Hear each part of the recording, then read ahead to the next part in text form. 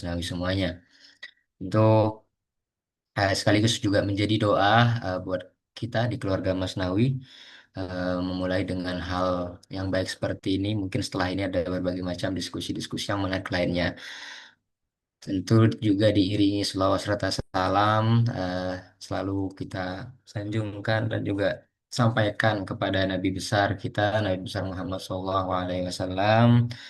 Allahumma sholli ala Sayyidina Muhammad wa ala ali Sayyidina Muhammad.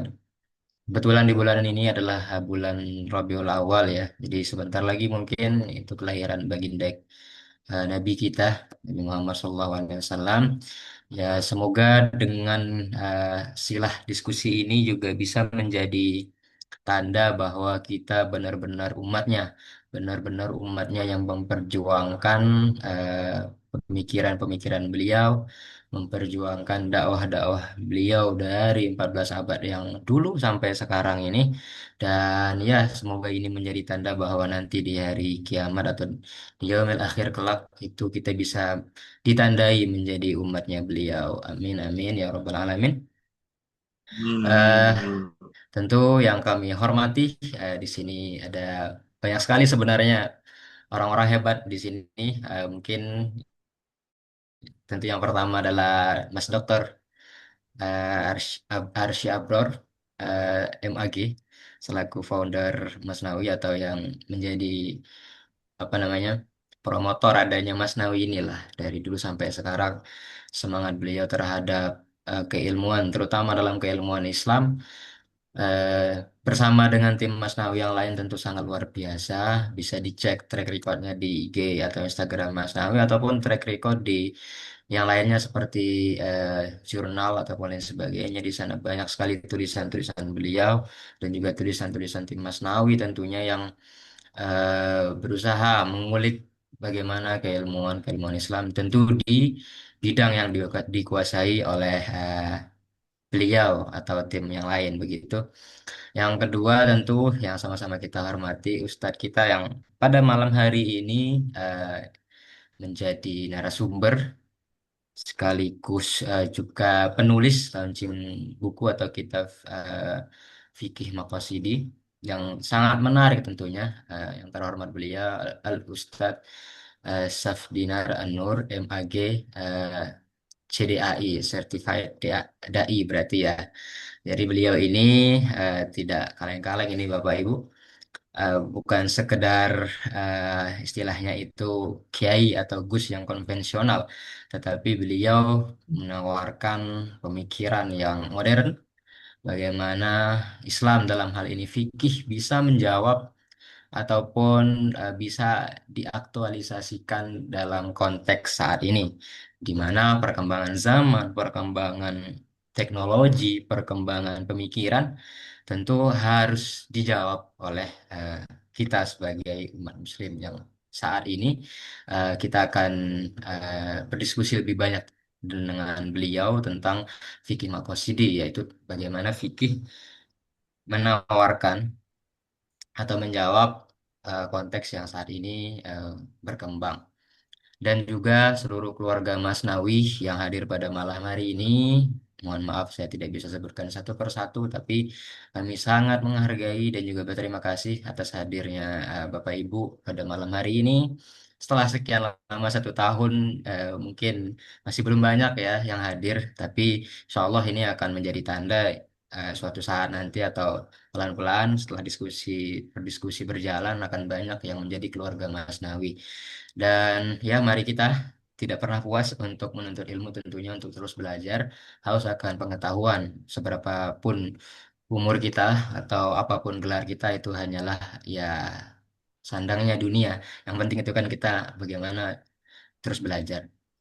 Mungkin tidak perlu panjang lebar ya, sedikit saya mungkin mengantarkan Ustaz Sabdinar sebelum menjelaskan tentang bukunya beliau yaitu Fikih Al-Maqasidi.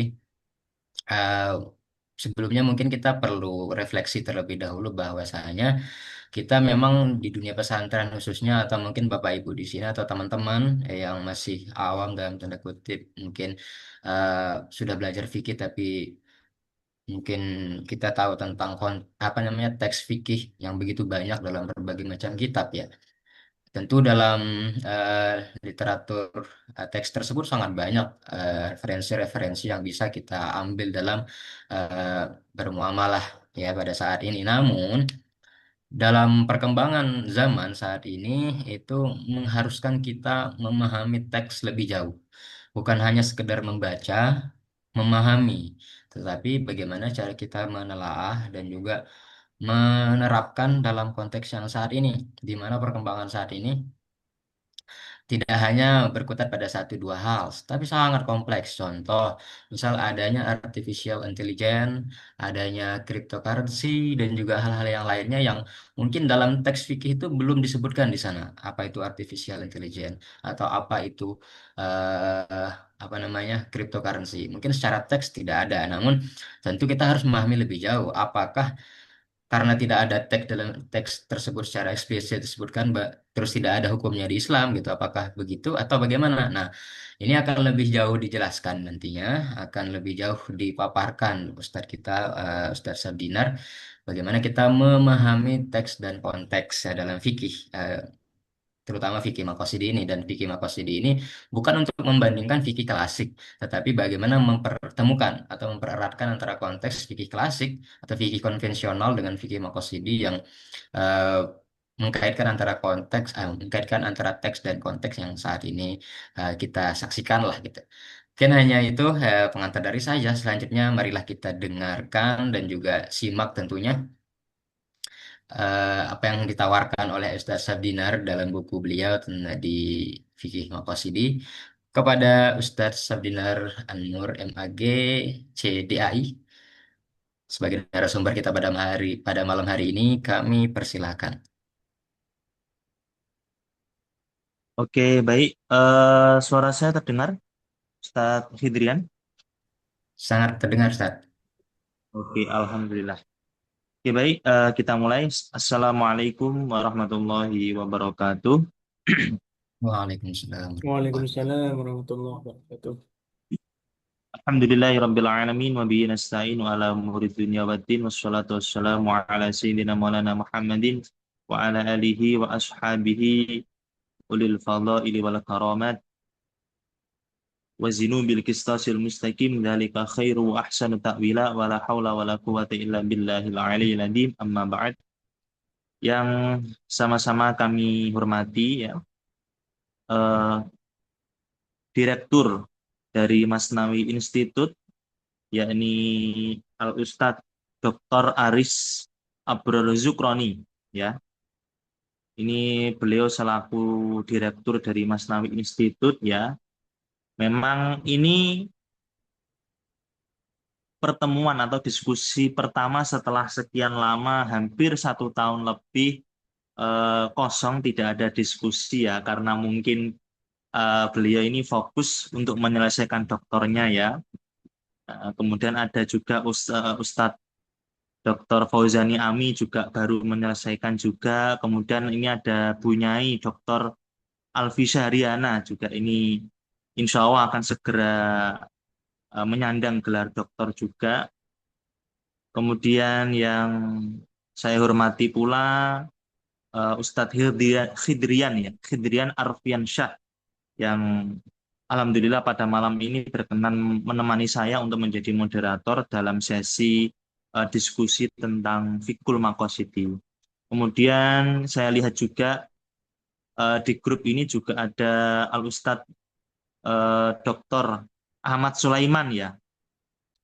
Beliau ini pertama kali saya ketemu dengan beliau itu waktu di Surabaya, waktu mengikuti konferensi di Fakultas Syariah UIN Sunan Ampel Surabaya ya. Dan beliau memang pakar dalam makosid. Alhamdulillah beliau berkenan untuk hadir mengikuti acara ini. Kemudian saya lihat juga ada teman-teman juga. Di sini ada Buya Dr. Zainal Abidin atau Musa Al-Karozi. Ini beliau dari Probolinggo. Alhamdulillah, terima kasih Buya telah hadir ya untuk mengikuti diskusi yang insya Allah akan membawa keberkahan bagi kita semua. Dan tak lupa pula teman-teman Masnawi yang pada malam hari ini berkenan untuk mengikuti diskusi ya sharing-sharing lah ya. Kita apa namanya? Kita sharing-sharing santai saja terkait kitab ini ya, kitab Fiqhul Maqasid ini. Nah, oke, baik, bisa di-share screen ya, Mas Fidrian. Oke, oke, ya. Langsung kita masuk ke slide awal ya. Jadi teman-teman semua, teman-teman Masnawi, para para bunyai, para Pak Kiai, Ustadz, para dokter dan sebagainya, eh, dalam penerbitan atau dalam lahirnya kitab Fiqhul Maqasid ini pasti ada yang namanya awal mula. Awal mula lahirnya ide atau pemikiran Fiqhul Maqasid. Dan sebelumnya Bapak Ibu semua yang hadir dalam acara sesi diskusi pada kali ini, sebelumnya saya mohon maaf karena memang waktu yang terbatas ya, dengan kegiatan yang begitu banyak. Jadi untuk pembuatan PPT ini belum bisa saya lakukan secara maksimal. Akan tetapi saya usahakan di PPT ini saya ringkaskan menjadi sesimpel-simpelnya agar nantinya dalam diskusi ini kita bisa pahami betul apa yang menjadi gagasan atau pemikiran dari saya. Mungkin sejauh ini ketika saya launching kitab ini, ada beberapa kalangan yang justru senang karena menganggap bahwa ini adalah suatu metode pendekatan baru yang nantinya akan banyak digunakan oleh kalangan-kalangan pesantren seperti itu. Tapi juga ada beberapa teman-teman saya yang masih skeptis,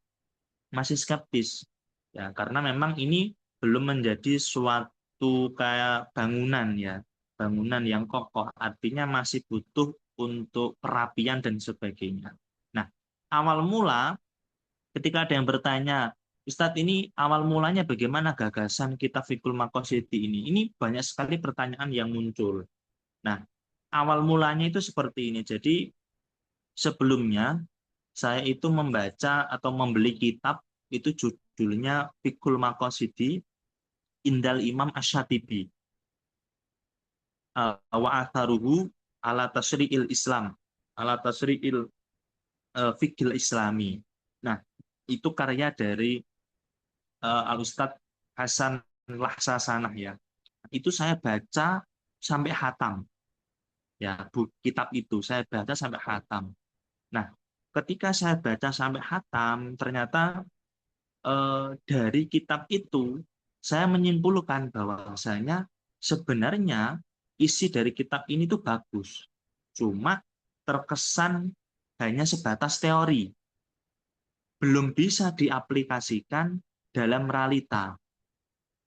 Akhirnya kemudian saya cari kitab-kitab yang di situ itu senada. Ternyata ada kitab judulnya itu Nadhariyatul Maqasid Indal Imam Asy-Syatibi karya Dr. Ahmad Ar-Raisuni. Nah, itu juga sama. Artinya gagasan atau tulisan yang beliau sampaikan di situ tuh tidak lebih terkesan teori, tidak langsung menjurus kepada bagaimana sih caranya untuk menjawab realita dan sebagainya. Karena begini teman-teman ya. Jadi di masyarakat atau di media sosial mereka itu butuh kecepatan di dalam menjawab. Artinya ketika kita menemui suatu problematika, kemudian kita disodori dengan teori, itu mereka justru akan lari, kelamaan seperti itu. Jadi mereka membutuhkan suatu kecepatan untuk menjawab fenomena tersebut. Ibaratnya kalau semisal kita mau memotong sesuatu, ya memang harus butuh alat yang cepat, entah itu pisau atau gunting.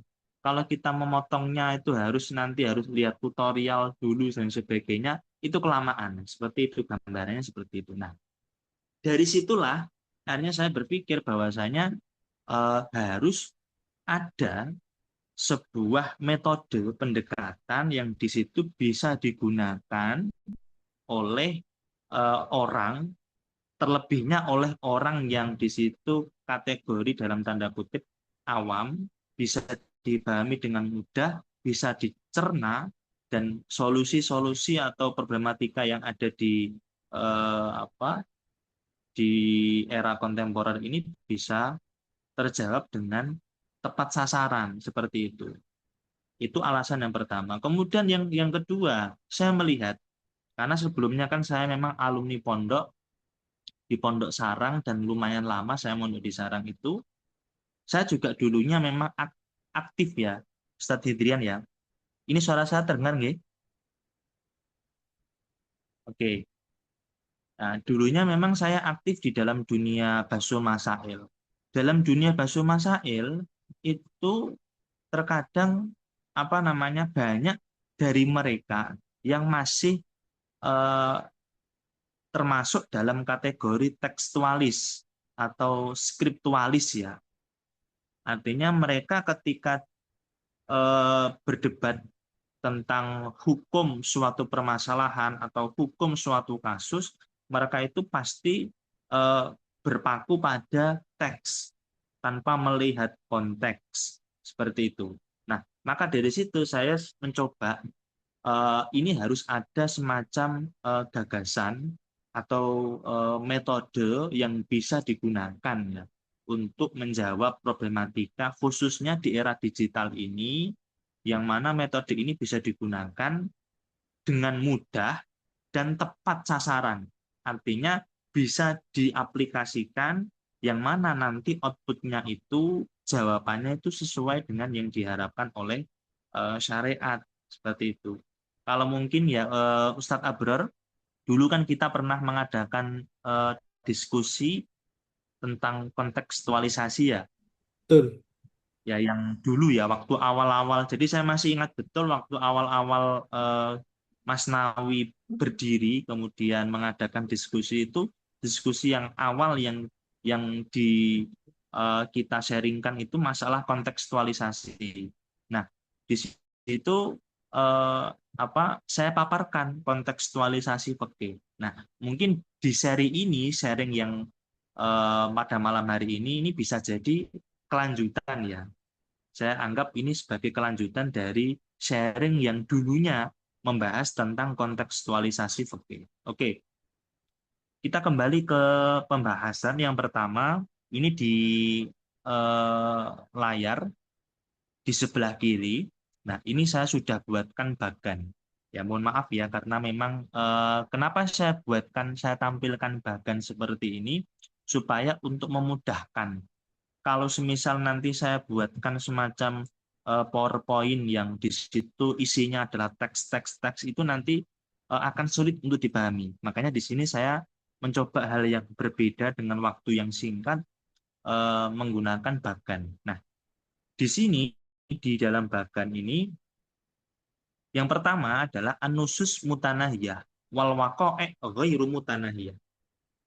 Artinya teks-teks rumusan fikih para ulama itu mutanahiyah, itu terbatas. Sedangkan problematika yang kita alami sekarang ini itu terus-menerus tanpa ada habisnya. Artinya setiap hari, setiap minggu, setiap bulan, setiap tahun itu pasti ada problematika-problematika baru yang kita temui yang tidak ada batasnya. Nah, karena teks yang saya maksud teks ini anusus ya. Anusus itu ada penafsiran. Yang pertama adalah teks Al-Qur'an, kemudian ada teks hadis, nas hadis, kemudian ada teks kitab. Artinya rumusan-rumusan atau formulasi dari para ulama. Nah, ini an-nusus mutanahiyah. Al-Qur'an turun 30 juz, nggak mungkin nambah 31, 32, nggak mungkin. Nah, seperti itu. Hadis juga sama. Hadis setelah Nabi wafat tidak mungkin ada hadis lagi, ya, kecuali hadis-hadis yang dibuat. Nah, seperti itu. Nah, kemudian kitab dari para ulama. kitab dari para ulama, contoh kitabnya Imam Ibnu Hajar atau Imam Romli. Ketika beliau sudah meninggal, ya tidak akan ada mungkin kitab lagi yang mengatasnamakan Imam Ibnu Hajar ataupun yang lainnya. Artinya di sini teks itu dia terbatas. Nah, tapi Al-Quran dan hadis ini itu ranahnya mujtahid yang bisa menggodok, menggali atau mengistimbat hukum dari Al-Quran dan juga hadis itu adalah kelasnya mujtahid. Sedangkan untuk aqwalul ulama ini adalah kategorinya muqallid. Kategorinya muqallid atau seperti kita ini masuknya kategori muqallid. Hatta sekelas kiai ataupun doktor itu kategorinya masih sebagai muqallid kan seperti itu. Nah, kalau kita melihat dalam beberapa kitab atau formulasi fikih-fikih klasik, ketika kita membaca teks ya, membaca teks yang saya maksud Ustadz Hidrian. Jadi semisal nanti ketika saya mengatakan teks atau nas, itu yang saya maksud adalah teks dari para ulama ya. Jadi bukan bukan teks itu maksudnya nas Al-Quran ataupun hadis tidak. Jadi yang saya maksud nas atau teks di sini adalah redaksi-redaksi atau formulasi hukum yang ada di dalam kitab-kitab klasik dari para ulama. Itu apa namanya bisa kita lakukan tiga. Yang pertama adalah kontekstualisasi, yang kedua adalah membaca ulang atau mendialogkan dengan situasi sosial saat ini. Kemudian yang ketiga adalah memberikan syarah atau menambahkan catatan, tahlilul kitab seperti itu. Nah, kemudian yang jadi permasalahan begini.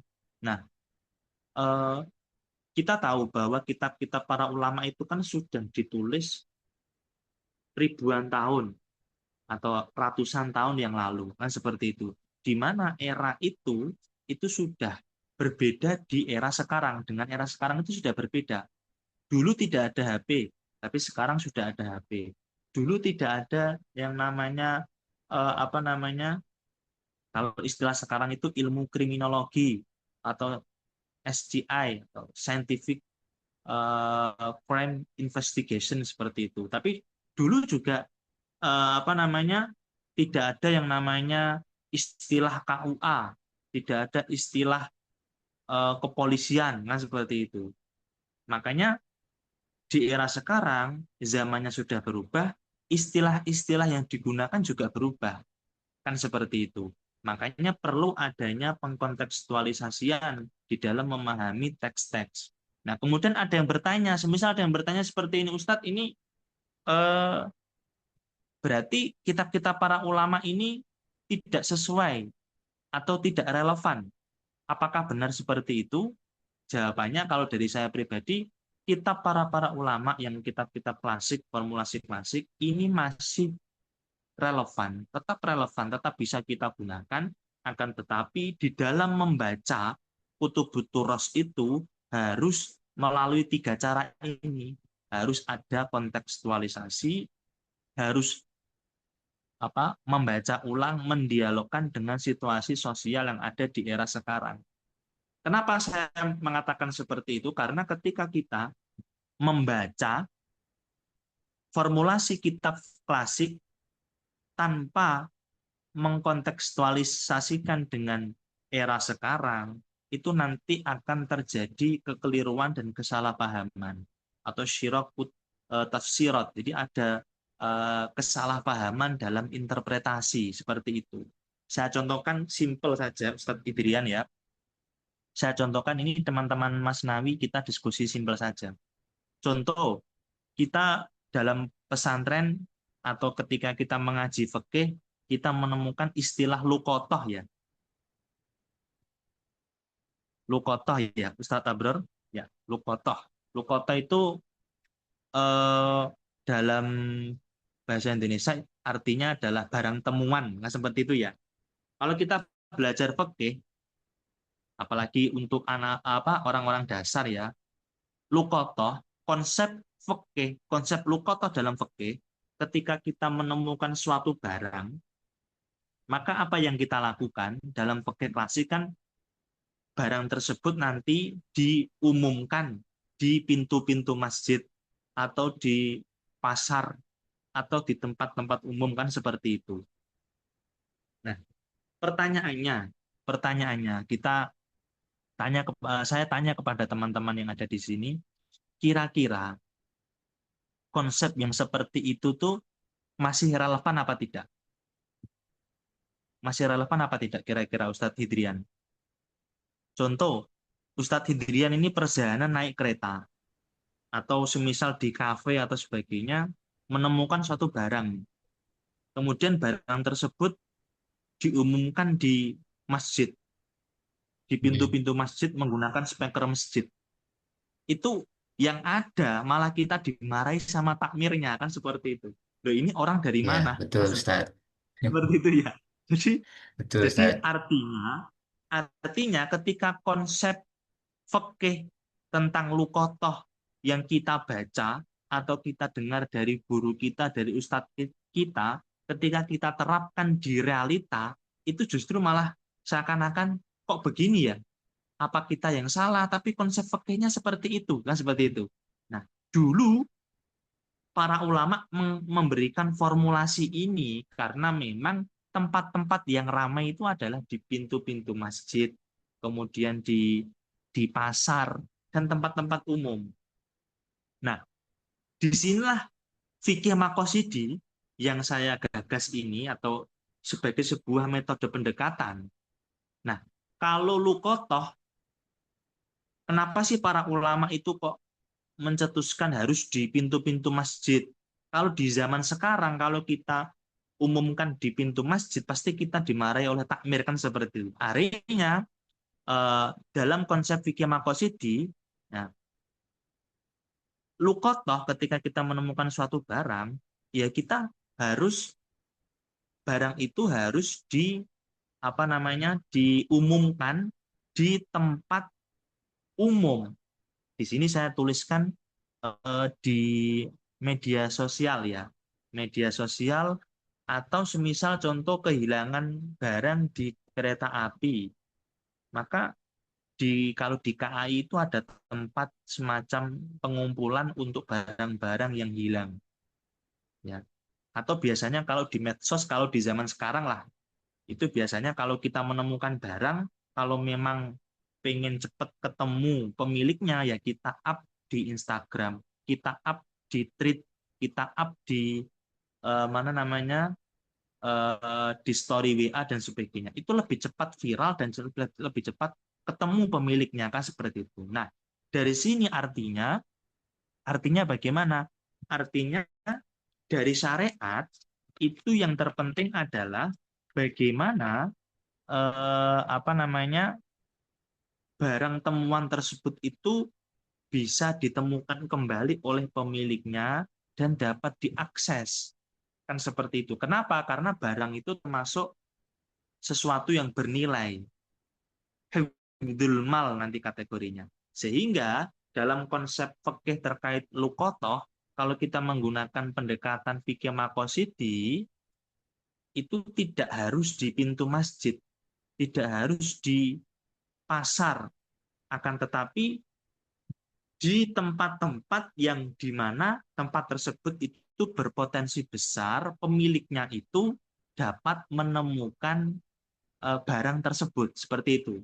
Contoh, semisal kita bisa lihat ya di Instagram itu kan biasanya ada orang kehilangan kunci sepeda motor kan seperti itu. Apakah kunci sepeda kehilangan motor ya atau kunci sepeda motor? Apakah kira-kira kita umumkan di pintu-pintu masjid, diumumkan di speaker masjid kan tidak mungkin. Yang kita lihat di era sekarang kan kita umumkan di story WA atau kita membayar Instagram, akun Instagram yang di situ punya pengikut banyak di daerah tertentu dengan membayar jasa berapa sekian seperti itu. Nah, ini salah satu contoh bagaimana penerapan fikul makosidi ya untuk membaca kutubut turos seperti itu. Nah, Kemudian fikih Maqasidhi ini laisa badilan anil fikih taklidi bal huwa mukammilun lahu.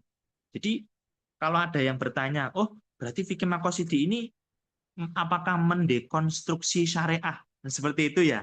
Pasti ada yang bertanya seperti itu. Wah, apakah fikih Maqasidhi ini suatu pemikiran atau gagasan yang mendekonstruksi syariah? Karena pernah saya itu punya pengalaman ketika gagasan saya ini up, saya sampaikan di ruang publik, ternyata memang ada orang-orang yang menganggap bahwa saya itu liberal atau mendekonstruksi syariah. Padahal saya juga tahu sendiri bahwasanya mana batasan-batasan yang dimana pemikiran kita itu dianggap sebagai suatu pemikiran yang liberal atau pemikiran yang di situ mendekonstruksi syariat. Sehingga fikih Maqasidhi di sini itu tidak apa namanya laisa badilan anil fikih taklidi bal huwa mukamilun. Ini hanya sebatas sebagai penyempurna dari fikih-fikih klasik yang kita baca. Jadi dalam pembacaan contoh yang saya contohkan tadi, pembacaan konsep fikih terkait luqathah. Itu kalau jenengan cari di kitab-kitab yang klasik ya, berbeda kalau kita cari di dalam kitab-kitab fikih kontemporer itu pasti ada penjelasan yang lebih spesifik terkait ini, misalnya seperti itu. Contoh saja simple, masalah jual beli online ya. Jual beli online itu kalau kita membaca fikih-fikih klasik itu kan syaratnya harus fi majlisin wahid, kan seperti itu, fi majlisin wahid. Tapi kalau kita apa namanya berbicara tentang era digital, banyak kita melihat bahwasanya ketika kita membeli barang itu tidak harus fi majlisin wahid. Orangnya di Surabaya, yang jual di Surabaya, tapi yang beli dari Jakarta, kan seperti itu. Nah, ini apakah masih bisa dikatakan fi majlisin wahid, kan seperti itu. Kalau kita mengikuti fikih-fikih klasik, justru praktek seperti ini tidak sah, sehingga butuh adanya metode pembacaan, metode pendekatan untuk menjawab solusi ini. Makanya ada salah satu ulama, saya masih ingat betul ya, beliau itu Dokter Fadlolan Musyafa dari Semarang ya, pengasuh Ponpes Fadlu Fadlan ya. Nah, itu beliau yang menelurkan konsep bahwa fi majlisin wahid au fi waktin wahid. Jadi ittihadul wakti.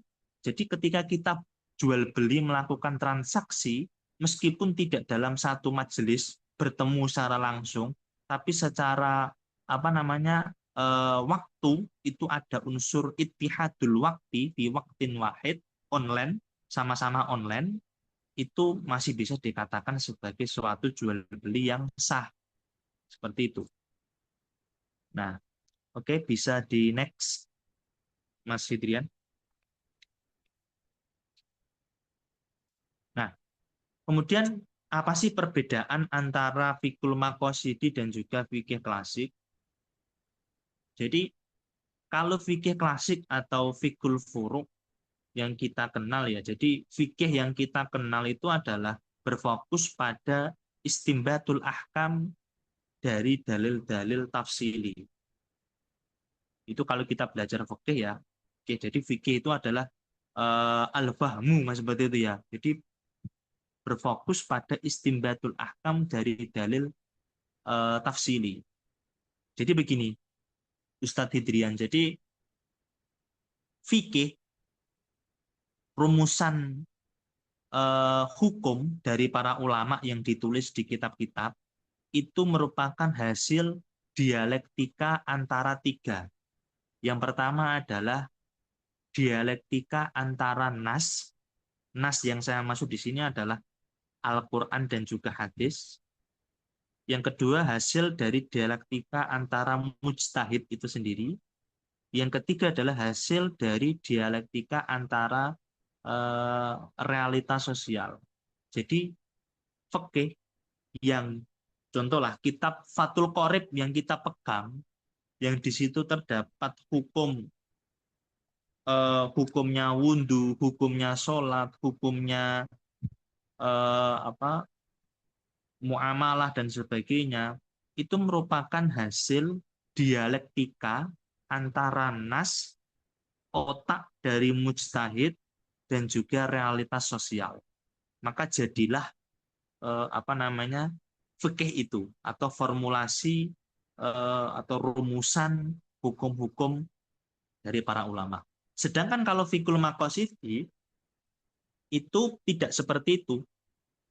Fikul maqasidi kalau di dalam kitab saya ini yang saya lihat yang bawa kitab di sini ada Buya Dr. Zainal Abidin ya. Musa Al-Qarasi ini beliau juga kemarin juga sempat membeli kitab saya, kemudian ada Ustadz Dr. Abror ini juga. Nah, di situ saya jelaskan bahwasanya kalau fikul maqasidi itu di sini fokusnya adalah kembali ke belakang. Jadi di sini kalau dalam redaksinya ya, di redaksinya itu hadza ta'rif yatajawazu mujarradal imtisal adh-dhahiri lil awamir wan nawahi liyurabbiza 'alal hikmah al-kaminah wara'aha. Jadi fikul maqasidi yang dimaksud di sini itu adalah tujuannya adalah untuk menggali apa tujuan atau maksud hikmah di balik pensyariatan suatu hukum. Pensyariatan suatu hukum. Contoh saya contohkan simpel ya, Ustadz Idrian. Di dalam kitab ini saya contohkan masalah Homer. Ya. Homer itu hukumnya apa? Ketika kita bertanya Homer itu hukumnya pasti haram kan seperti itu. Hukumnya haram. Oh, kenapa haram? Karena memang ada nasnya kan seperti itu. Ada nasnya. Nah, tapi kita bertanya balik, loh, kenapa syariat itu mengharamkan Homer? Kan seperti itu. Oh, ternyata syariat mengharamkan Homer itu karena di dalam Homer ini ada ada maksud tujuan hikmah di balik pengharamannya, yaitu hifdzul akal. Jadi menjaga akal kita supaya tidak terjerumus di dalam perkara-perkara yang di situ nanti dapat melanggar syariat. Kemudian masalah zakat. Kenapa zakat itu wajib? Kan begini. Zakat itu hukumnya apa? Zakat itu hukumnya wajib. Kenapa zakat itu wajib? Kan seperti itu. Nah, kita cari kenapa sih zakat itu wajib? Nah, seperti itu. Oh, karena di situ ada hikmah di baliknya, yaitu untuk menerapkan atau untuk hifdzul mal. Jadi untuk menjaga harta kita melalui perputaran ya, melalui perputaran dan juga mencegah terjadinya penimbunan uang kan seperti itu. Wa tahqiqi takaful al-ijtimai, mewujudkan solidaritas sosial. Nah, seperti itu. Ya, ini contoh dasar ya, Ustadz Hidrian. Jadi contoh dasar perbedaan antara fikih klasik dan juga fikih maqasidi. Nah, pasti nanti dari teman-teman ada yang bertanya, lah apakah fikih maqasidi itu terinspirasi dari tafsir maqasidi? Karya dari Prof. Abdul Mustaqim, kan seperti itu ya. Pasti ada yang bertanya seperti itu. Kemarin ada yang bertanya, bedanya apa Ustadz fikul maqasidi dengan tafsir maqasidi?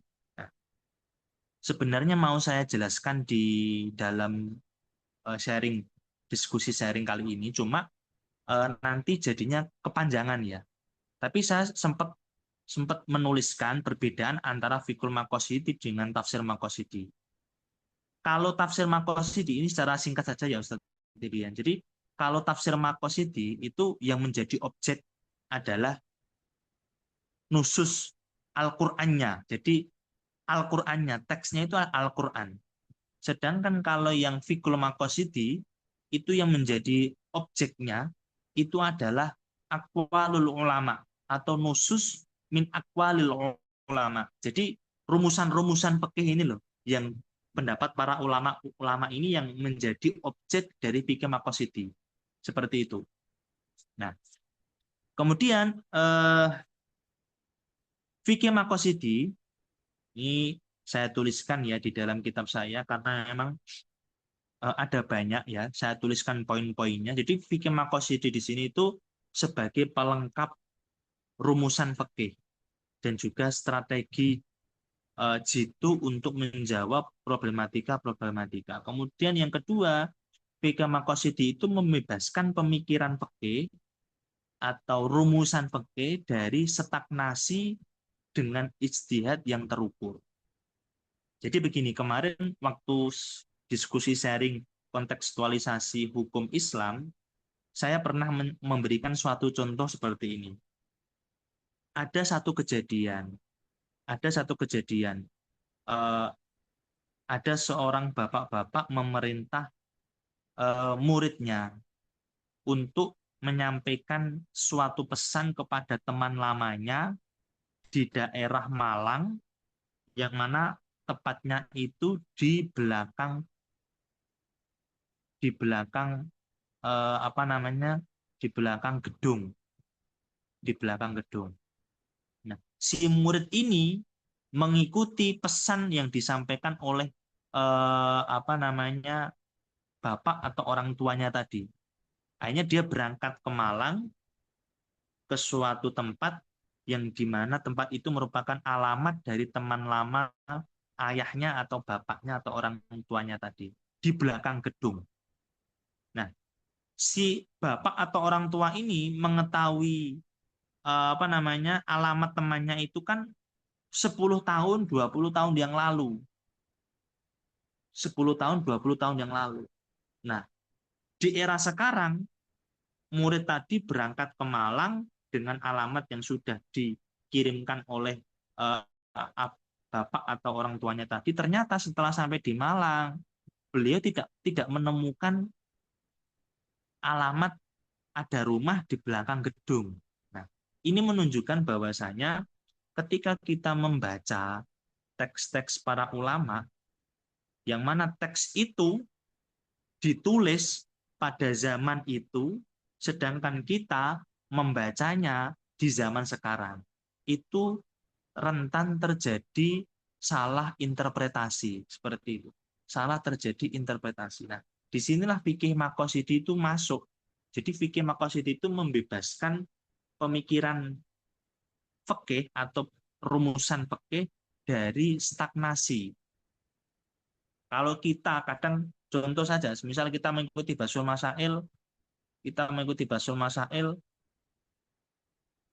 yang mengatakan, oh ini haram seperti ini karena ibaratnya seperti ini, kan seperti itu. Nah, ini kalau kita tidak pintar membaca ibarat, tidak mengetahui konteksnya seperti apa, ibaratnya seperti apa, realitas sosialnya seperti apa, kita akan terpaku, akan stagnan di dogma itu.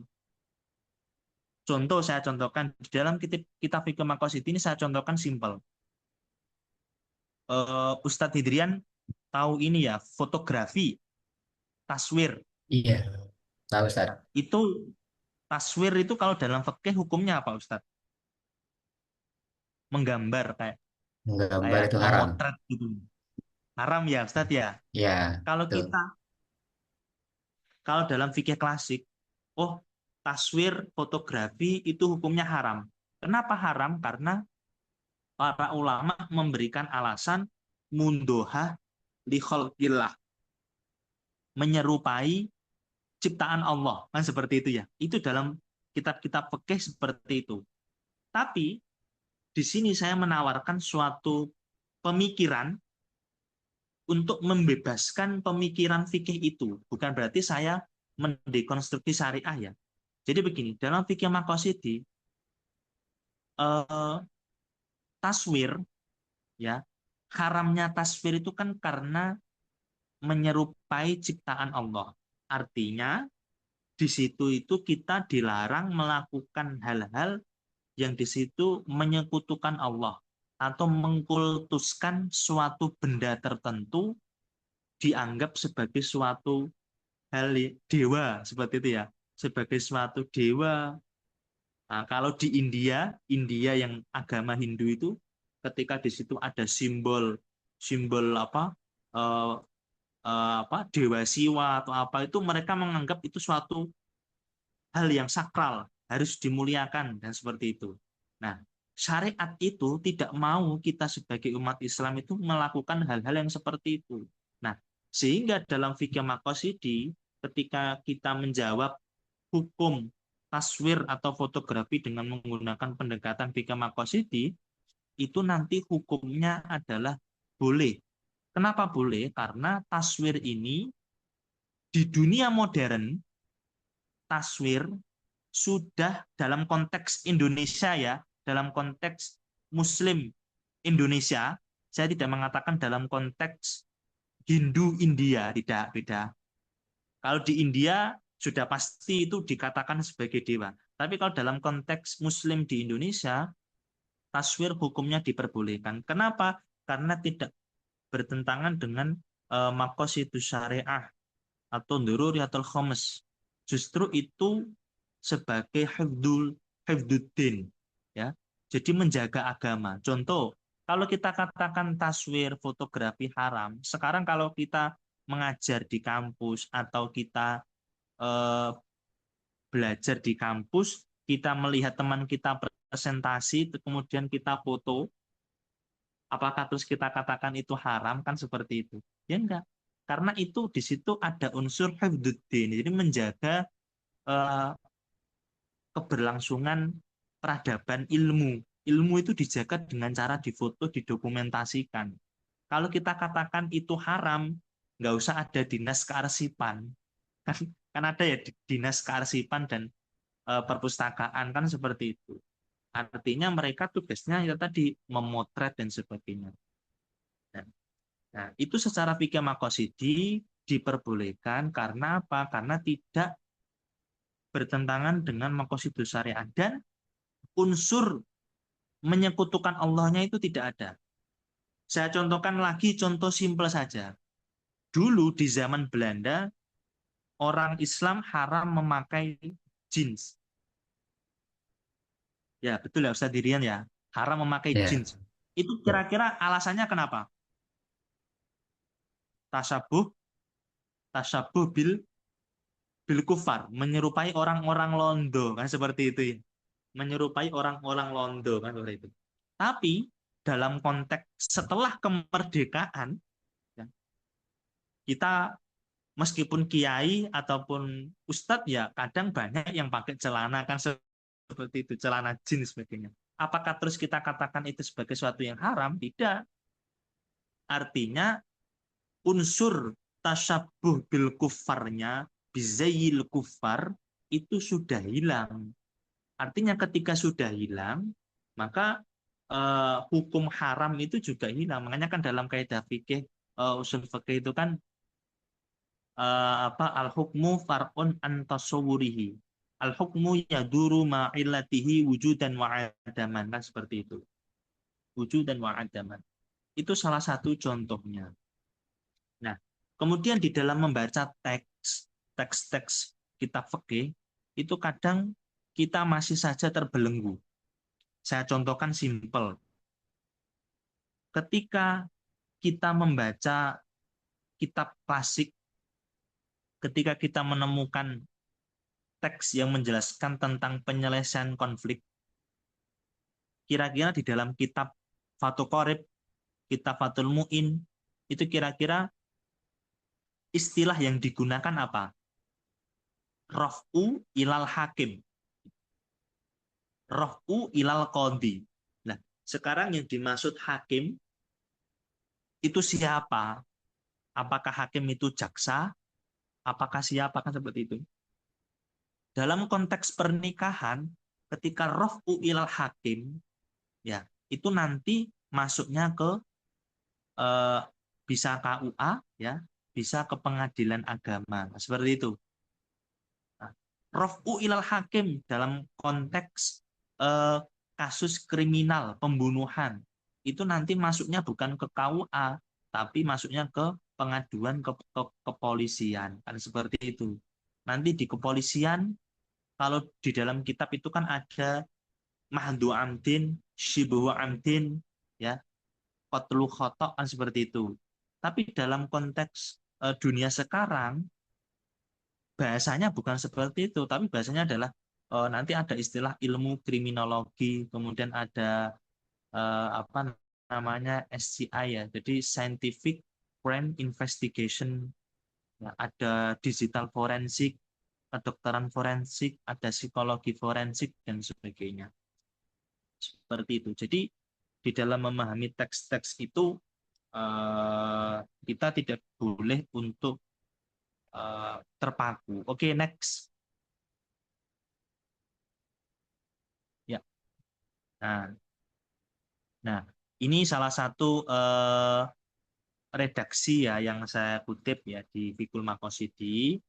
Jadi intinya Fikul Makosidi itu apa namanya?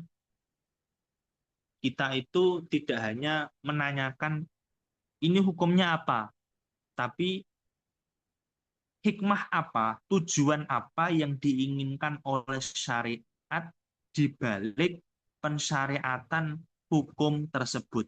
Seperti itu. Kenapa? Karena Al-Imam Asy-Syatibi di dalam kitab Muwafaqat itu beliau mengatakan al-maqasid arwahul a'mal. Seperti itu. Al-maqasid arwahul a'mal. Oke. Lanjut. Nah, di set selanjutnya, nah, ini teman-teman yang mungkin menjadi pembeda dari kitab-kitab yang lain. Jadi dalam kitab saya ini, karena memang basic saya itu S1-nya adalah fokus dalam fikih usul fikih, takhusus ijtihadun nawazil, maka dalam kitab ini saya beri judul Al-Fiqhul Maqasidi Dirosah Taksiliyah lil Qadaya lil qadaya al-mu'asyarah wan nawazil al-mustajaddah. Di dalam kitab ini saya tuliskan langsung contoh-contoh problematika yang ada di era digital yang sering kita temui. Karena apa? Kenapa saya mencantumkan contoh-contoh? Karena ketika kita membaca kitab fikih tentang fikul maqasidi, itu kebanyakan adalah teori-teori semua. Jadi orang kalau apa namanya membaca kebanyakan teori itu jadi bosan seperti itu. Akhirnya dalam kitab fikih ini saya coba merangkum semacam apa namanya problematika kontemporer yang sesuai dengan Doruriyatul Khomes, ya. Jadi hifdzuddin, hifdzul mal, hifdzul aql, ya. Kemudian ada hifdzun nafas, itu bisa di next, Ustaz Indrian, ya, di next. Nah, di sini. Nah, ini. Nah, jadi Al-Fiqhul Maqasidi ini saya rangkumkan supaya teman-teman yang ada di pada malam hari ini bisa lebih simpel ya untuk memahami Fiqhul Maqasidi dengan kita menyesuaikan template ChatGPT atau Gen Z ya. Jadi kita sesuaikan dengan apa kebutuhan atau kesukaan dari teman-teman. Nah, di sini saya buatkan lewat ChatGPT. Di sini saya rangkumkan. Nah, di sini bab pertama, kemudian ada bab kedua. Bab keduanya tentang realitas era digital. Kenapa, Ustadz? Kenapa kok era digital? Karena problematika yang terjadi sekarang rata-rata itu adalah membahas tentang sesuatu yang di situ ada hubungannya dengan digital. Contoh, kemarin saya membahas tentang bagaimana hukumnya menjadi clipper konten. Itu di TikTok banyak yang komen, di TikTok. Ustadz, ini bagaimana kalau semisal clipper konten ini dia mengambil tanpa seizin dan sebagainya. Itu di kitab Fiqhul Maqasidi sudah saya jelaskan. Kemudian ada juga pembahasan tentang bagaimana hukumnya mengikuti influencer. Karena waktu itu lagi booming-boomingnya ini ya, akademi kripto ya. Akademi kripto itu kan mereka itu influencer ya, yang flexing gitu loh, sukses karena trading kripto ya, trading kripto dan sebagainya. Akhirnya cryptocurrency lah. Itu Vicky Makosidi di sini saya cantumkan terkait pembahasan itu. Kenapa? Karena ini memang kebutuhan realitas bagaimana kita harus bisa menjawab tentang itu. Kemudian ada masalah cryptocurrency, kemudian masalah Bitcoin dan sebagainya. Oke, next. Ya, bab ketiga di sini ada hifdzuddin ya, menjaga agama ya. Bagaimana caranya kita hifdzuddin ya, secara fikih maqasid itu bagaimana, kemudian ada hifdzun nafs. Oke, next. Ini dari teman-teman nanti semisal setelah diskusi ini nanti saya kirimkan di grup saja, tidak masalah ya. Saya kirimkan di grup saja. Jadi intinya ini tidak usah berlama-lama, mungkin kita buka diskusi saja ya Ustadz Hidrian ya. Jadi supaya diskusi ini hidup. Karena kalau kita sampaikan materi Fiqh Maqasidhi ini sebenarnya tidak cukup 1 jam 2 jam, karena Fiqh Maqasidhi ini sebenarnya masih dalam tahap penyempurnaan. Karena saya juga meminta masukan dari para teman-teman ini supaya Fiqh Maqasidhi ini bisa menjadi suatu bangunan yang memang bisa digunakan oleh teman-teman, baik itu di kalangan pesantren ataupun di kalangan akademisi, seperti itu. Seperti contoh kemarin saya sempat menulis artikel di jurnal ya, dengan Ustadz Dr. Abror itu membahas tentang maqasidus syariah mubadalah. Nah, itu kan sebenarnya pemikiran dari Ustadz Dr. Fakhruddin Abdul Qadir ya, terkait mubadalah. Mubadalah diintegrasikan dengan maqasid. Jadi maqasidus syariah mubadalah. Dari situ saya juga berpikir, kenapa fikih itu tidak diintegrasikan dengan maqasidus syariah dalam hal pembacaannya? Karena terkadang kita itu terkesan tekstualis, skriptualis di dalam membaca teks, sehingga hasilnya itu stagnan. Hasilnya itu stagnan, tidak sesuai dengan apa yang kita harapkan. Oke, next. Di situ bab ke-9 ada robotika, ya, ada virtual ya, kemudian ada penerbitan digital, kekayaan intelektual, contoh semisal hukum pembajakan itu bagaimana. Kan kita melihat ya banyak bukunya Terelie yang dibajak dan sebagainya. Itu secara Fiqhul Maqasidhi bagaimana? Karena buku itu kan sesuatu yang bernilai. Ketika bernilai, maka kita harus hifdzul mal. Ketika pembajakan itu tidak sesuai dengan maqasidus syariah berupa hifdzul mal, maka pembajakan itu tidak diperbolehkan. Seperti itu. Oke, next. Ya, ini bab terakhir ya. Sebenarnya ada banyak ya di dalam kitab. Cuma di sini saya cantumkan cuma sampai bab ke-11. Ya, ada juga fikih mata uang kripto. Kemarin juga saya sempat cantumkan terkait ini mensre. Ya, mensre. Mensre itu niatan jahat. Niatan jahat. Niatan jahat. Jadi bagaimana seseorang itu ketika dia punya niatan buruk di balik perbuatannya. Ini hukumnya bagaimana, kan seperti itu. Contoh kita investasi, kita kan niatnya baik ya, mengedukasi orang. Tapi meniat baik ini yang ada maslahatnya kemudian berbalik menjadi mafsadah. Nah, itu ada di dalam kitab yang ditulis oleh Kiai Muhibbul Aman itu ada salah satu ibarat di situ, beliau mencantumkan bahwasanya terkadang itu ada sesuatu yang awalnya itu maslahat, tapi di tengah-tengah di situ ada unsur mafsadah karena ada mensre itu tadi, ada niatan buruk. Mungkin kita niatnya mengedukasi orang supaya anak-anak muda ini menjadi kaya, tapi di mana niat baik ini berbalik mafsadah seperti itu.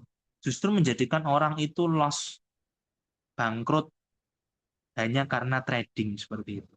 Maka dalam hal ini mengikuti orang tersebut, mengikuti investasi, mengikuti kelasnya yang berbayar 100 juta itu tidak diperbolehkan karena ada unsur tadi mafsadahnya seperti itu. Oke. Mungkin itu yang bisa saya sampaikan Ustadz Fidrian ya sebagai moderator. Kurang lebihnya saya mohon maaf yang sebesar-besarnya belum bisa maksimal dalam menyampaikan. Tapi intinya dari apa yang saya tulis ini setidaknya sebenarnya tujuan saya adalah untuk memberikan metode pendekatan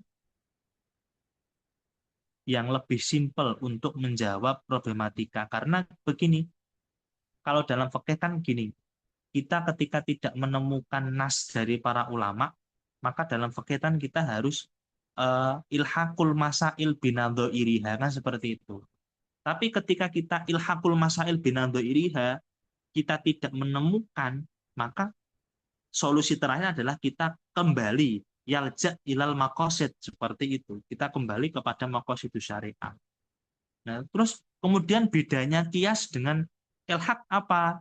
Kemarin di dalam buku saya yang berjudul Nalar Fikih Usul itu sudah saya jelaskan bahwa kalau kias itu menganalogikan apa namanya Quran dengan Quran. Nah, itu kias. Tapi kalau ilhaqul masail binadho iriha itu ada suatu kasus diilhakkan dengan pendapat dari para ulama. Nah, itu ilhaqul masail binadho iriha.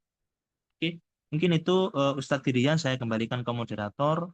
Mungkin kita buka diskusi ya supaya nanti dari teman-teman mungkin bisa hidup atau mungkin memberikan saran, kritikan, dan masukan kepada saya pribadi untuk memperbaiki gagasan atau pemikiran ini.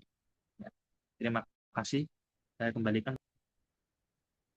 Baik, terima kasih banyak Ustaz Sabdinar sudah menjelaskan tentang isi bukunya atau isi kitab yang beliau karang. Saya kira tadi sudah sangat lengkap yang dijelaskan dan juga apa namanya gambaran yang kita lihat atau kita kan tadi lihat bab 1 sampai bab 11 bagaimana pembahasannya melalui grafis gitu. Jadi sepertinya banyak yang sudah tidak sabar ini berdiskusi ya Ustaz Sabdinar. Monggo Pak Yai, Bu Nyai, Ustadz Ustazah yang sekiranya mau bertanya di sini sudah ada Ustadz Abdurrahman. Silakan, ini sudah raise hand pertama. Silakan boleh open mic langsung bertanya atau ditulis di chat nggak apa-apa. Tapi lebih baik disampaikan langsung dan kalau memungkinkan open kamera ya nggak apa-apa biar lebih kenal. Monggo Ustadz Abdurrahman. Ini penentang Makoset ini. Wah, Enggak, Pak. Eh, apa suara saya sudah terdengar? sudah Ustadz, sudah. Terdengar. Ya, baik. Terima kasih atas waktu yang diberikan. Eh, mohon izin bertanya, Ustadz Safdinar. Mohon maaf baru mengikuti di akhir-akhir barusan mungkin sudah dijelaskan, tapi saya ingin tahu dengan apa yang ditulis oleh Ustaz Safdinar tadi dalam kitabnya Al-Fiqhu Al-Maqasidi. Yang ingin saya tanyakan yang pertama itu tentang ini Ustaz. Jadi tadi disampaikan bahwasanya Fiqhul Maqasidi ini bisa menjadi terobosan baru yang bisa digunakan oleh kalangan akademisi sebagai suatu pisau analisa atau pisau analisis dalam menganalisis suatu masalah ya. Dengan tadi sudah banyak disebutkan masalah-masalah yang bisa dipecahkan dengan fikih maqasidi. Nah, yang ingin saya tanyakan yang pertama, apa perbedaan antara seumpama ada seorang mahasiswa, dia mengangkat judul, ada suatu masalah, perspektif maqasidus syariah. Itu judul pertama. Yang judul kedua, ada satu masalah, kemudian perspektif apa perbedaannya, Ustaz? Perspektif maqasidus syariah dengan perspektif fikhul maqasidi. Kalau semuanya ada perbedaan, pasti di sini ada suatu novelty yang menjadikan fikhul maqasidi itu berbeda dengan perspektif yang lain. Itu yang pertama. Terus yang kedua, fikhul maqasidi ini mungkin pertanyaan juga ya mungkin ya dari saya pribadi, bahwasanya fikhul maqasidi itu apakah hanya bisa diterapkan dalam ranah muamalah seperti tadi disampaikan oleh Ustaz Safdinar, itu muamalah semuanya. Nah, ibadah bagaimana?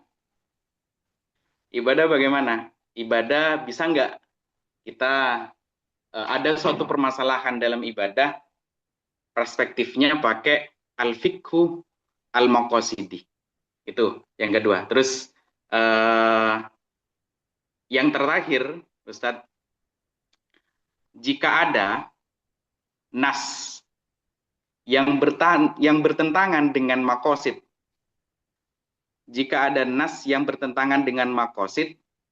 bagaimana cara penyelesaiannya, Ustadz, dengan fiqhul maqasidi ini? Contohnya, ada permasalahan tentang nafkah, contohnya. Nafkah itu dalam nas itu mungkin qot'i ya. Dari lafadz ya qot'i, dari wurudnya ya pasti. Ada nasnya wa 'alal mauludi lahu rizqukunna wa kiswatukunna bil ma'ruf. Tidak ada perbedaan dari pandangan ulama, bahkan ini sudah ijma, bahwasanya kewajiban untuk mencari nafkah ada pada pihak suami. Nah, kemudian fikih ini seharusnya soleh likulli zaman wal makan.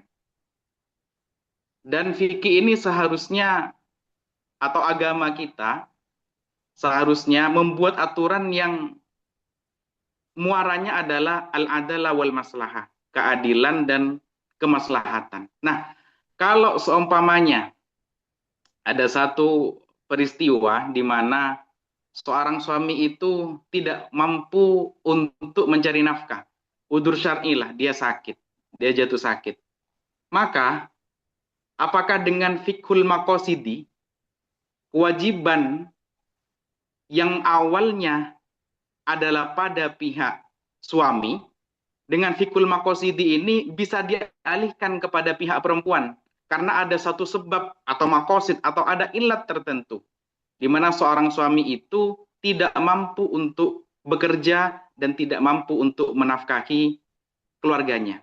Nah, kalau saya perhatikan tadi fikhul maqasidi ini seolah-olah terobosan baru yang bisa membuat hukum yang baru, yang muaranya adalah maksud-maksud dari syariah. Hifdzul mal kalau dalam nafkah pasti kalau semuanya istrinya tidak bekerja, maka hifdzul malnya itu tidak akan tercapai. Hifdzun nafas pasti juga ini. Karena apa? Kalau istri tidak bekerja, maka seluruh keluarganya akan mati. Tidak akan bisa makan. Kemudian hifdzul hifdzul nasl ya mungkin ya, bisa juga. Sehingga kalau semuanya istrinya tidak bekerja, menuntut terus kepada suaminya, maka terjadilah divorce atau terjadi perceraian, yang mana alasannya suami itu tidak mampu untuk memberikan nafkah kepada istri dan keluarganya. Nah, apakah fikhul maqasidi ini bisa membuat terobosan semacam itu sehingga ketika ada pertentangan antara nas dengan kemaslahatan atau antara nas dengan makosid dengan doruriyatul khamsah itu bisa kita dahulukan kemaslahatan itu. Mungkin itu yang bisa saya sampaikan, kurang lebihnya mohon maaf. Wah, langsung 3 pertanyaan ya tadi, Ustaz Abdul Rahman untuk Ustaz Sabdinar. Ini mau langsung dijawab Ustaz atau ditampung dulu? Ditampung dulu, boleh. Oh iya baik. Tadi sudah ada 3 pertanyaan, mungkin satu atau dua lagi silakan. Kak Yai punyai. Oh ya, sembari mengingatkan mungkin ada yang masih mengantri untuk bertanya atau masih berpikir apakah bertanya atau tidak. Di grup chat sudah ada link absensi nggih. Nanti nah, exam sertifikat betul sekali itu. Itu biar bisa apa ya kita dapat ijazah lah istilahnya ya dari Ustaz Sardinar berbentuk sertifikat. Monggo diisi linknya Ki. Apakah ada pertanyaan lagi? Oke, sembari menunggu mungkin Ustaz Sardinar dijawab dulu Ki. Ada tadi 3 pertanyaan. Yang pertama itu tentang bagaimana kalau ada 2 judul atau 2 penelitian ya. Yang satu mencantumkan tentang perspektif Maqasidus Syariah dan satu lagi tentang perspektif Fiqhul Maqasidi. Nah, di sini apakah ada perbedaan tentang perspektif itu melihat suatu masalah gitu tentang Maqasidus Syariah dan Fiqhul Maqasidi. Dan yang kedua itu Fiqhul Maqasidi itu apakah hanya bisa diterapkan di ranah muamalah saja? Bagaimana dengan ibadah? Apakah bisa menyelesaikan persoalan ibadah kekinian? Nah, itu kurang lebih pertanyaan yang kedua. Tadi yang ketiga itu tentang jika ada satu nas ternyata bertentangan dengan makosid gitu. Nah, bagaimana cara penyelesaiannya menggunakan kacamata fikul makosidi ini? Apakah ada penyelesaian tertentu? Misal persoalannya adalah tentang nafkah, di mana di nas itu sudah sangat jelas, bahkan sangat rigid di sana ya, menyebutkan bahwa yang bertanggung jawab untuk mencari nafkah adalah pihak laki-laki atau suami. Dan jika terjadi uzur atau uzur syar'i yang menyebabkan tidak bisa apa ya beraktivitas atau tidak bisa bertanggung jawab, nah itu kan bakal ada dialog atau diskusi yang pro kontra, apakah bisa dialihkan ke pihak istri. Nah, bagaimana Iqbal Maqassidi menyikapi hal tersebut? Apakah ada solusi tertentu? Mungkin itu Ustaz Sabdinar sembari menunggu silakan dijawab pertanyaan tadi. Oke. Baik, terima kasih ya Ustadz Abdurrahman Muksid apa Abdul Muksid nih? Syekh Abdul Abdurrahman Muksid Muksid. ya. Syekh Abdurrahman Muksid ya. Oke. Ini pertanyaan bagus sekali dan juga lumayan tajam ya, lumayan tajam. Yang pertama masalah ketika memang apa namanya pemikiran ini atau istilah ini atau pendekatan ini kita bawa dalam dunia akademis, kemudian ketika ada mahasiswa menulis suatu penelitian dengan perspektif perspektif apa sih bedanya perspektif makosid dengan perspektif fikih makosidi kan seperti itu. Sebelum menjawab ini saya sempat dapat kontak ya.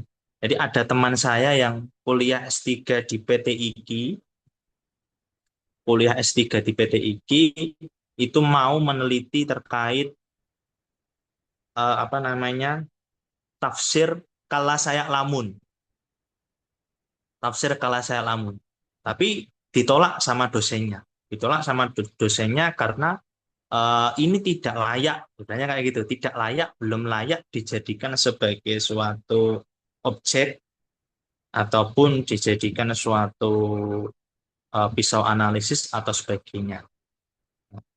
Kemudian kalau semisal perbedaannya apa dengan Maqasidus Syariah dengan fikih Maqasidi? Sekarang begini, kalau kita melihat tafsir Maqasidi Sekarang kalau kita balik bertanya, apa bedanya perspektif Maqasidus Syariah dengan perspektif tafsir Maqasidi dari Prof. Abdul Mustaqim? Kan seperti itu. Artinya ketika saya teliti kemarin itu ternyata memang ada perbedaan. Perbedaannya itu dari segi apa namanya ontologis, kemudian metode dan juga prinsip-prinsip yang ada dalam eh, tafsir Maqasidi. Apa? Tafsir Maqasidi ya, betul. Nah, dalam hal ini eh, justru beda ya Ustadz Abdul Muksid ya, Abdurrahman Muksid beda. Bedanya dari sisi ini. Kalau perspektif Maqasidus Syariah itu kan umum ya. Kita bisa kembalikan kepada Maqasidus Syariahnya Ibnu Asyur. Kita bisa kembalikan ke Maqasidus Syariahnya Jasir Auda yang menggunakan teori filsafat sistem itu.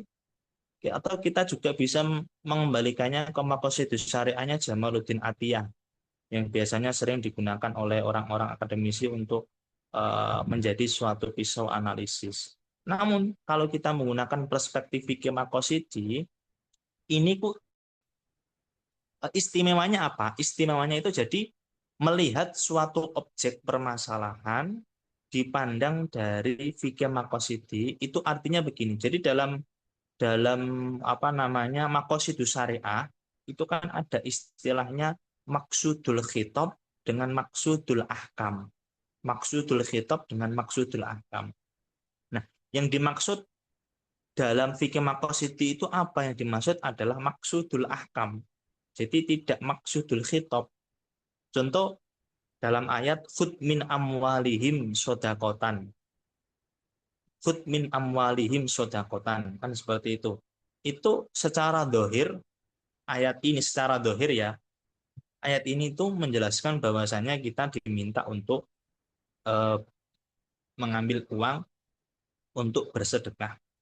Tapi kalau maksudul khitab dari ayat ini adalah kita diminta untuk membayar zakat, seperti itu.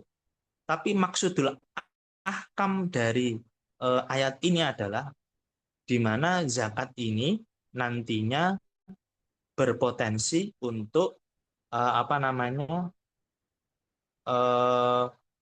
menyejahterakan masyarakat, mencegah terjadinya apa namanya penimbunan harta dan sebagainya. Artinya di situ ada unsur hifdun nafas. Jadi orang-orang yang kelaparan, orang-orang yang mungkin masih di bawah taraf kemiskinan itu bisa dibantu dengan adanya zakat. Seperti hanya disampaikan oleh Habib Ahmad Asy-Syatiri ya di dalam kitab beliau itu Syarah Yaqutun Nafis di bab zakat awal-awal itu beliau menerangkan bahwasanya tujuan dari zakat itu adalah untuk sosial, artinya membantu mengentaskan kemiskinan dan sebagainya. Itu tujuan besar syariat. Kenapa syariat itu mewajibkan umat Islam itu untuk zakat seperti itu. Nah, artinya ketika ada mahasiswa yang menggunakan perspektif Maqasidus Syariah dengan perspektif fikih Maqasidi, kalau dari saya berbeda. Berbeda ya Ustadz ya, berbeda. Cuma di sini masih dalam tahap penyempurnaan. Karena kan memang ini baru ya Ustadz ya. Memang butuh adanya bangunan yang perlu untuk saya apa namanya sempurnakan. Bangunan yang perlu saya sempurnakan. Artinya masih ada saran dari teman-teman saya terkait ini bagaimana ide ini itu bisa kokoh. Seperti tadi, semisal kita gunakan untuk menganalisa suatu permasalahan menggunakan fikih Maqasidi, kira-kira nanti apa yang bisa digunakan oleh mahasiswa untuk menjadi pisau analisis dalam fikih Maqasidi. Tapi yang saya maksud fikih Maqasidi di sini itu bagaimana apa namanya kita itu melangkah ke belakang ya. Fayak khudu khutwatan ilal warok liyamduro ila surah al kulliyah wa yatasa'alu an limadha syuri'a hadzal hukmu au dzaka, seperti itu. Jadi fikih maqasid itu seperti itu Ustaz. Jadi kita melihat ke belakang, kemudian melihat secara keseluruhan ini tujuan dari zakat itu apa, seperti itu. Kalau memang tujuannya adalah untuk ini, untuk A, maka kita bagaimana menyikapi hal itu. Sama seperti saya contohkan tadi masalah taswir. Taswir itu kan kalau ada contoh, misal ada mahasiswa membahas tentang problematika taswir atau fotografi modern perspektif fikih maqasidi. Maka mahasiswa itu tadi menganalisanya menggunakan fikih maqasidi, itu berarti begini, yang awalnya taswir itu hukumnya haram karena mundoha li khalqillah, kemudian dalam konteks modern ternyata mundoha li khalqillah dalam konteks masyarakat muslim di Indonesia itu sudah tidak ada. Artinya ilat itu sudah muntafiyah, sudah ternegasikan, tidak ada. Sehingga keharaman itu hilang. Yang haram itu ketika masih ada unsur menyekutukan Allah dan sebagainya. Itu yang pertama. Kemudian pertanyaan yang kedua, masalah fikih maqasid itu apakah bisa masuk dalam ranah ibadah? Saya masih ingat betul dalam menjawab pertanyaan ini itu mungkin beberapa tahun yang lalu ya. Jadi kenapa tidak masuk dalam ranah ibadah? Jadi ranah ibadah itu kalau kata guru saya itu sudah final. Sudah final. Sholat itu satu hari 5 kali. Ya, satu hari 5 kali. Terus apakah kita bisa mengutik-ngutik dengan fikih maqasidi sholat satu hari menjadi 2 kali? Kan tidak bisa.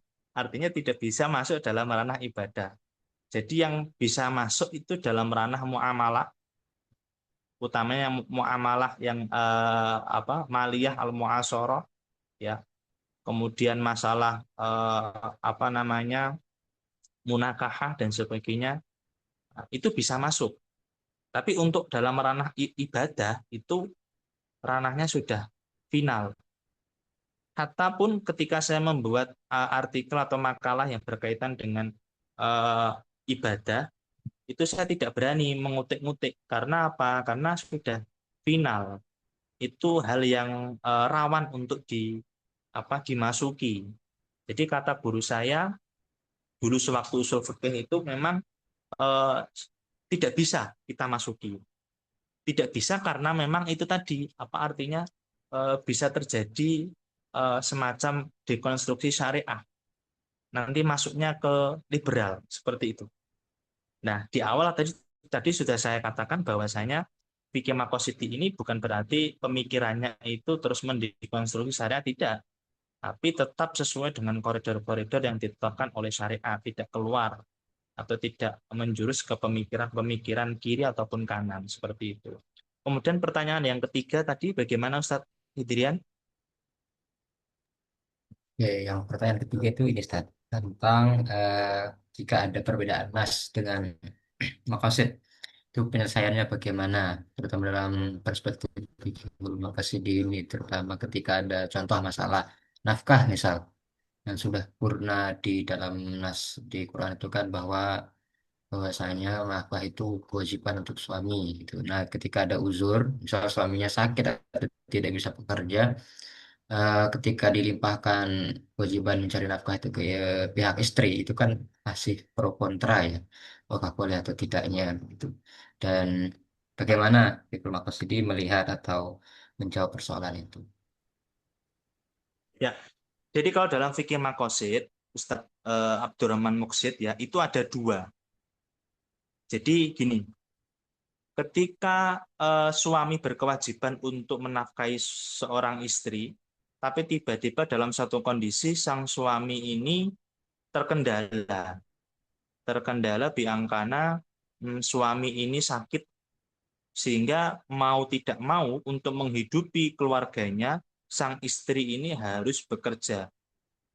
Nah, di sini kan ada unsur kemaslahatan ya.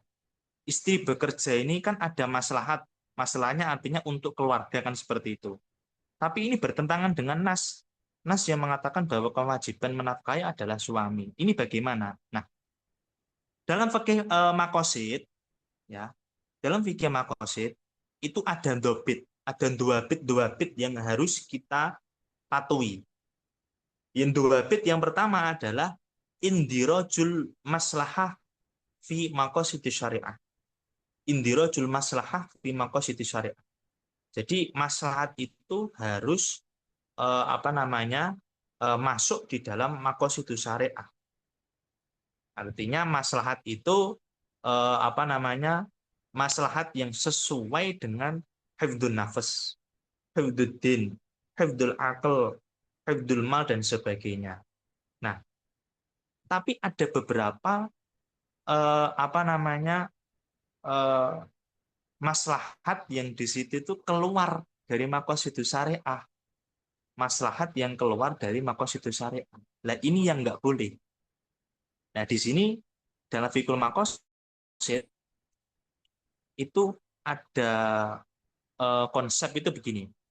Jadi di sini tuh ibaratnya mala yukhalifu fi jauharihil maqasid al-khamsah walakinnahu yanqalibu bisa babisu il-qasdi ila wasilatin lihat miruhi tilkal maqasid wa handanau la yaftasu bi umurin tuna ukhra.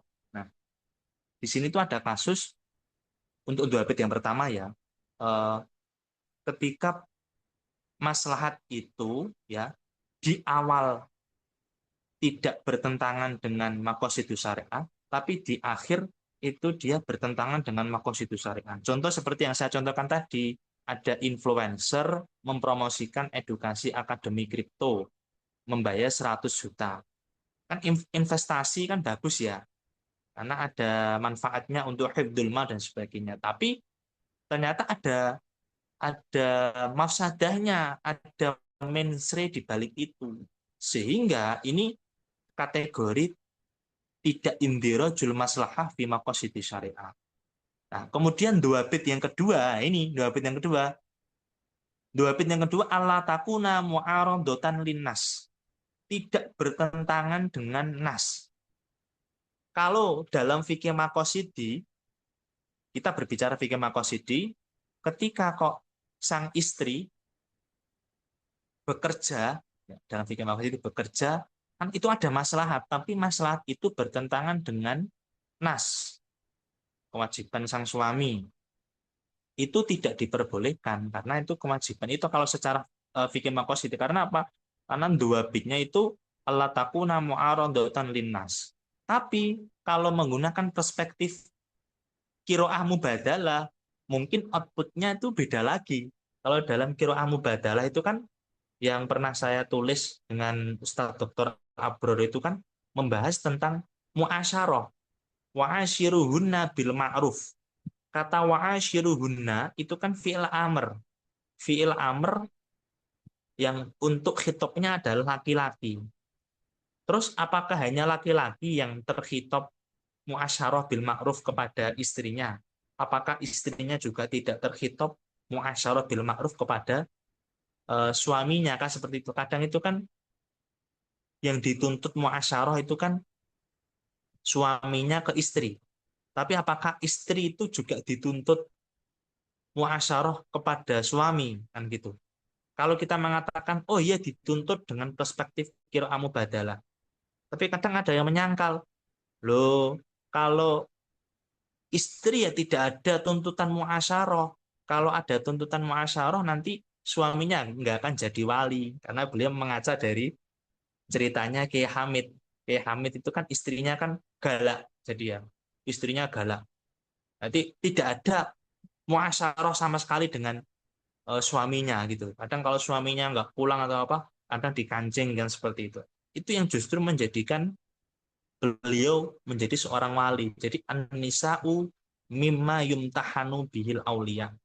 Jadi perempuan itu merupakan cobaan para wali, seperti itu kata Imam Al-Ghazali. Nah, jadi untuk penyelesaian tadi ya Ustadz Abdurrahman Muksid tadi, kalau secara fikih maqasidi, ya fikul maqasid atau fikul maqasidi, yang mana dobitnya itu kan yang pertama indirojul maslahah fi maqasidis syariah. Yang kedua adalah Allah takuna mu'aradatan linnas. Mu'aradatan linnas. Jadi ketika istri seperti itu benar ada masalahnya. Cuma masalahnya mu'aradatan linnas, bertentangan dengan nas. Kemarin saya menggunakan ibarat ini itu untuk mendiskusi di Wasati ya, Wasati Pusat Jakarta itu. Waktu itu saya membahas terkait tambang. Ada salah seorang cendekiawan Muslim yang mengatakan bahwa tambang itu boleh karena ada maslahat. Kan seperti itu ya. Ada maslahat, multiple maslahat atau apa. Tapi maslahat itu bertentangan dengan nas. Dhuharul fasadu fil bahri wal fil barri wal bahri bima kasabat aydin nas, kan seperti itu ya. Jadi kerusakan di muka bumi itu disebabkan karena ulah manusia. Tambang itu kan ulah manusia. Kok ada cendekiawan Muslim yang mengatakan bahwa oh itu tetap ada masalahnya. Jadi nggak masalah seperti itu. Tapi saya tentang dengan betul maslahat. Cuma maslahat ini tidak boleh bertentangan dengan nas. Seperti itu. Kalau bertentangan dengan nas, dhuharul fasadu fil barri wal bahri itu bima kasabat, itu sudah jelas. Tidak boleh kita merusak lingkungan.